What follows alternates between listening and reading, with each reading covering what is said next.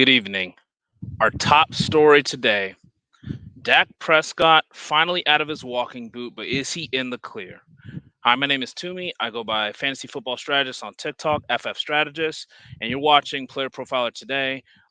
Outside today, daughter had to be outside, so we had to make this whole setup work, and hopefully sound is good. All of that's good. But yeah, so Dak is the biggest issue today. We see that he's been out of the walking boot officially now, but we really want to investigate why he was in the first place. There's some conflicting stories, and so we're going to dig into that. Also, we have CD Lamb potentially getting traded. Is he going to get a new max deal? Is he going to surpass Jay Jettas? Like, there's a lot of information that we have to go over in that sense. And then also, Saquon Barkley, is he going to be starting to get used like CMC? I have my trepidations, but I'm going to explain all that and more on Player Profiler today.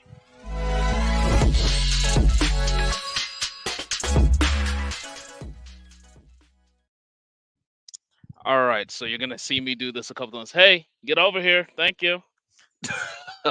She likes to roam around the yard, and we do not got our fence yet. So, all right. So the biggest issue of the day. So Dak Prescott, he is officially out of his walking boot. NFL Network's Ian Rappaport reports that Dak Prescott had a very minor foot sprain and was spotted in a walking boot earlier this week. That came when he was in, I believe it was Mexico on vacation with his girlfriend, and they were going deep sea fishing. Um, and so they also said in this report that Prescott has been dealing with a sprain for a few days, and the injury is not expected to affect his preparation for the upcoming season. And so I honestly, if that was the story on its face, perfectly fine with that. I'm not really concerned about it. And grand scheme headline, I'm not super concerned about this just yet. But then we also got a report that came directly from Dak saying that it was his ankle swelling up. So not a foot sprain, but him saying his ankle swells up. And he often sees this happen ever since he had that major ankle injury in 2020. He often sees his ankle swell up to a really large extent when he goes deep sea fishing. I mean, it begs the question why you continue to do that, but whatever.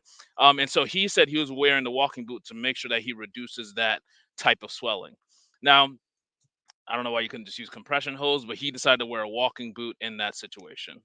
And maybe this is a situation where both things are true, but I just think it's interesting that we're getting these two very different reports. Ian Rappaport's, I'm assuming, is probably coming from a source on the team. And then obviously Dak Prescott telling the Fort Worth Star this himself is coming from Dak. And so again, high level, I'm not super concerned about it, but it is just interesting that these are like kind of conflicting injuries. One is dealing with a foot sprain, the other one's dealing with the ankle.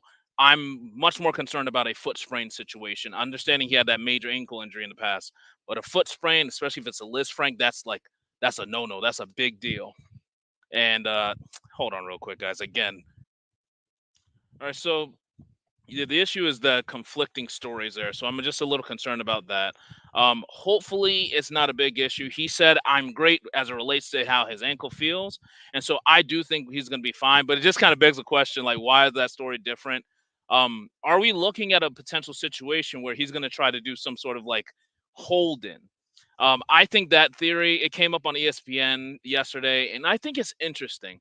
Now, Dak doesn't operate like that typically as it relates to his contracts, but there is a world where Dak kind of uses this ankle as a way to say, "Hey, I can't really practice right now," and kind of starts to put some pressure on the Cowboys, who've been really just like doodling all over the bed as it relates to these contracts. They are like waiting as late as possible, and all these players are going to have their deals get higher and higher and higher.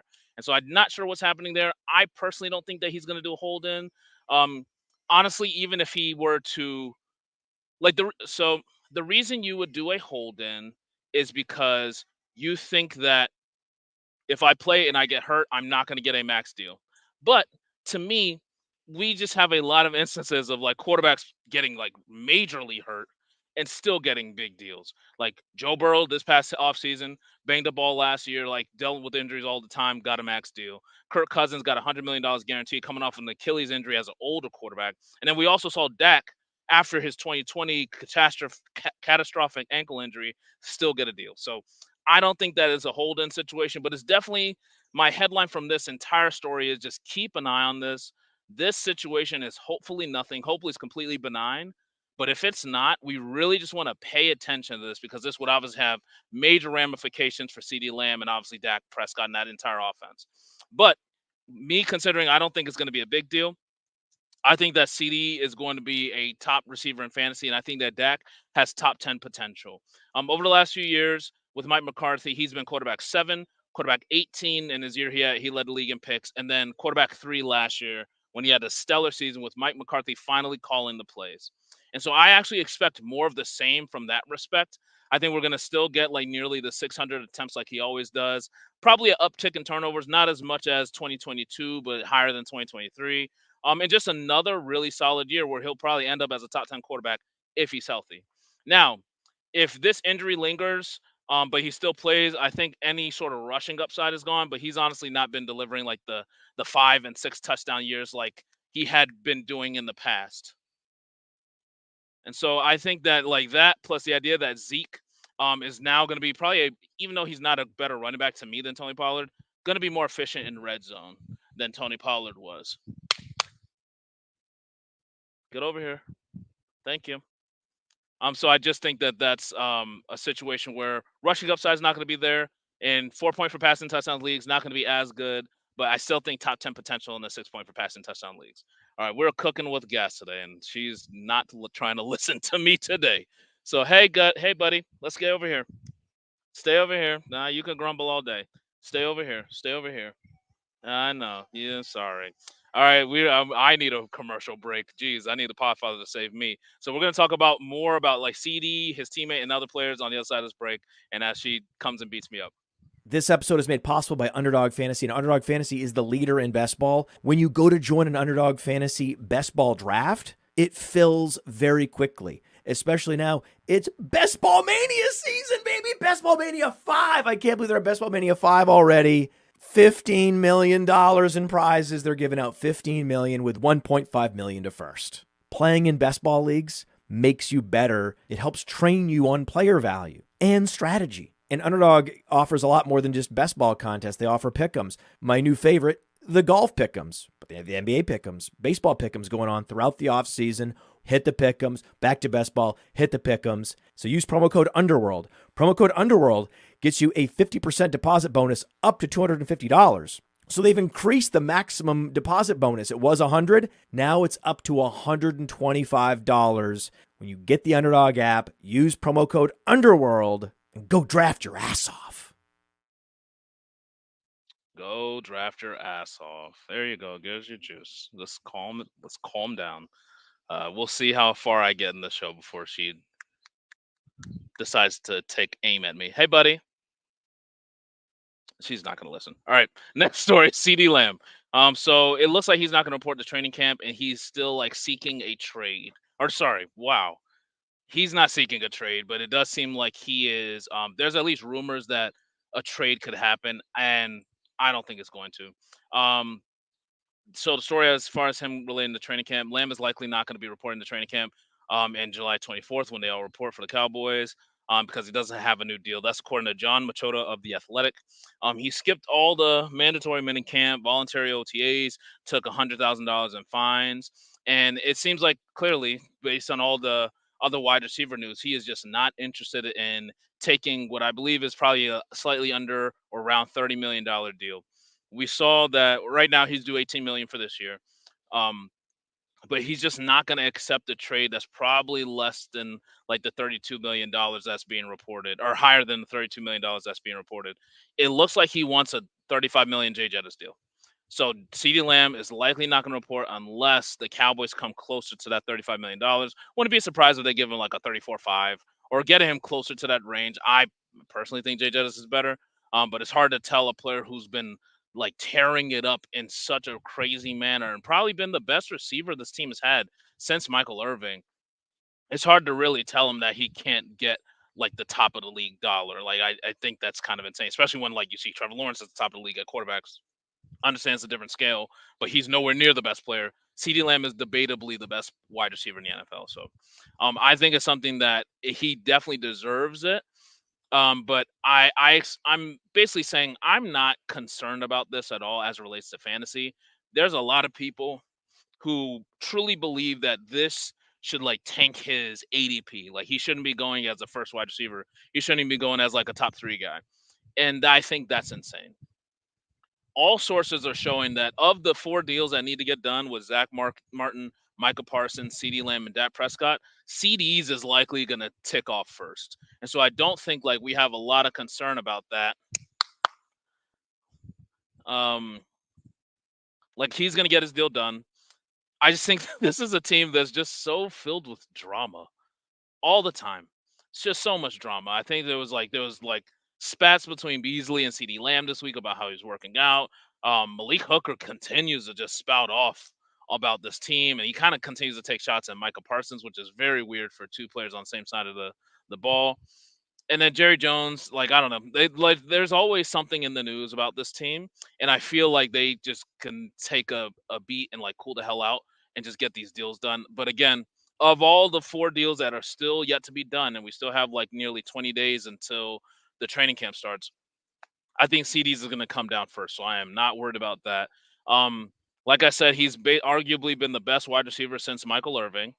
And I think that these like I think he already has, or he's the first one to have 3 1,000-yard seasons in his career out of 4 years. He already has more 1,000-yard seasons as a Cowboy than T.O., Des Bryant, and Tony Hill. Like he's just been phenomenal, and there's no reason to think that he can't continue to do that this year because like none of his like codependencies have changed in a good way. They've all honestly changed in a way that's beneficial for him. Like the running game, I arguably think got worse. Defense, I think definitely got worse with the lack of depth as well as the defense coordinator change. I think they're going to take a slight step down. Um, as long as Dak Prescott is healthy and able to support CeeDee Lamb, I think that he's going to be able to get the ball to CeeDee. And like last year, CeeDee Lamb was going crazy. I mean, number 1 in targets, number 4 in target rate, number 1 in red zone targets, number 1 in yards after catch, number 1 in EPA, fifth in yards per route run. Like, and obviously his stats were there. I mean, number 1 fantasy points, number 2 in yards, number 1 in receptions, number 1 in touchdowns. Like, he has, like, he's the best at everything right now. Not I wouldn't say like if I had to say who's the best wide receiver, it's still Jay Jettas, but like from a situation, no other top receiver has a situation close to him. He's getting the targets. He's getting like the red zone targets, which is like likely not going to change. The yards after catch helps in a major way. No matter what, you're still able to produce more and more yards, no matter where you catch the ball. And then his EPA, like whenever they give him the ball, he's always getting more than expected. So I can't see the reason why people are not as high on him as me. Like to me, he's my number 1 player in fantasy this year. I have him over CMC. So I have him over clearly everyone else. Like I think that he has a safest floor. This will change obviously if Dak is like if there's an injury to Dak. But if Dak is healthy, I don't see the I just don't I'm maybe I'm going crazy. I don't see the world where he is not going to perform like that dude. All right, so that's CeeDee Lamb. Not I'm worried about his contract, not at all. He's going to get that deal done. Next story. I was cruising through this rough outside version of this show. All right, Saquon Barkley. So ESPN's Jeremy Flower reports that several scouts around the league believe Saquon could have like a Christian McCaffrey to San Francisco type of impact on the Eagles. Now, just stepping away from fantasy real quick. For football, I agree with that 100%. I think they could win the AFC East. I actually believe they're going to win the AFC East over the Cowboys and the Commanders and crew. Um, and I think a big reason for that is similar to CMC, the big playability is what they've been lacking if they use him right. I think DeAndre Swift has that ability too. Not as much as Saquon, but they just did not get him the ball in the ways you need to. And it does seem like in Kellen Moore's scheme, they just tend to do that more for the running back. So hopefully that'll win over. And I think that his big playability can be a catalyst to let them like really go to town in the NFC East. Um, so obviously, like I mentioned, Kellen Moore is the new offense coordinator there. Um, and I think the thing with Saquon is the big thing you have to track if you're going to be drafting Saquon high, like his receptions will be the story of the season. I think his carries are going to be solid. Um, they're always in the top of the league in the amount of like red zone attempts that running backs get, and so I actually think his touchdowns are going to be solid, even though he's going to be competing with Jalen Hurts on the tush push. Um, it's all about the receptions. If they start giving him the ball in the air and they target him at a decently high rate as part of this offense, like Kellen Moore systems dictate, that's where you can get RB1 potential. That's where you would definitely get first round value. Right now he's like number 12 for me. Like he's literally the 12th ranked player, the last pick in the first round. I have him slightly over JT just because I think there's a slightly higher PPR floor there. But again, I could be completely wrong. If they give him the ball way more, then he could shoot up to the top of the first round. It's all about that and obviously staying healthy. Like when you look at how they've kind of used running backs in Philly, the biggest concern has been they just don't throw the ball to their running back. So like the last 2 years with Sanders and Swift, their target share, I mean, like Sanders didn't even rank amongst the top running backs. Like it was too low to even chart. He was 5%. At least last year, Swift was 24th in target share, which is still not great out of 32 teams. Sit down. Sit down. Don't do that again. Oh my God. Don't do it again.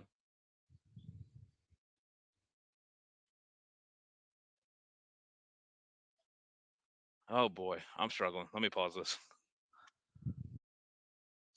All right, so Sanders was at the bottom of the league in target share. Swift was 24th in target share.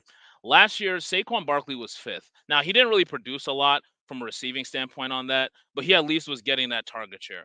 And that number last year, at least his target share, was much closer to what you saw from like Kellen Moore's running backs and his offenses the previous 2 years. So with Austin Eckler, obviously, he's probably like a edge case, but he was eighth in target share with 14.7%. The year before that, Tony Pollard was 16th, and he was splitting time with Zeke. So that's at least good to see. Like you're in the top 16, top half of the league in target share when you're in a Kellen Moore offense. And yards per route run is like a massive, massive, massive difference, and that matters so much. That means they're getting these running backs to like the ball down the field. Like they're not just doing checkdowns; they're doing wheel routes. They're actually running routes and getting the ball in that manner. With the Eagles running backs, they were 25th, and again, Miles Sanders was even just too low to chart. Saquon also last year was really terrible. He was 27th. But in Kellen Moore's scheme, you're like 10th for Austin Eckler last year, and then Tony Pollard was fourth. I think that if Saquon can get his yards per route run higher, get that efficiency up with that higher target share, I think that's where you're going to see him be like worth a top six pick. Um, but I just don't think it's going to be CMC. CMC is always at the top of the league. Like all these stats, he's the number one or two basically in everything. So he's not going to be CMC in fantasy. But I think that if they can give him that receiving where Saquon Barkley has a lot of value potentially in PPR, but that's if Kellen Moore wins out over Jalen Hurts' traditional play. All right, so that's Saquon Barkley. Next, moving on. Quickly, let's go. All right, so I'll say I was like, what am I reading? That's Phoenix. It's just like an acronym. So Phoenix Cardinals, Johnny Venerable said that James Conner will see a bulk of the carries in the team's backfield in 2024. That's not a surprise to anyone, but I think the one thing that we just have to notice is he's been an amazing running back every single season, and the only issue with him is injury risk. And so I do think like yes, we all want Trey Benson. We all want Trey Benson to like just overtake James Conner. That just doesn't happen. Like this to me isn't like a Kyron and Blake Corum situation. Like Kyron's only been on the team for like 2 years. Blake Corum's a rookie. There's a world where things start to shift on a down by down basis there. With James Conner, he's damn near a face of that team. Like they're not gonna bench him for Trey Benson. Like the only time Benson's gonna start is if James Conner gets hurt. Now, James Conner over the last few years, he's missed 8 games over the last 2 seasons. He's never played a full season of games ever. He's never played the full slate of 16 or 17 games. And so I think that it's a guarantee that we're going to see an injured James Conner. The only thing that kind of hurts is like if you're thinking about Trey Benson's upside, even if like James Conner gets hurt, unless it's a season-ending injury, which we knock on wood, we hope that doesn't happen.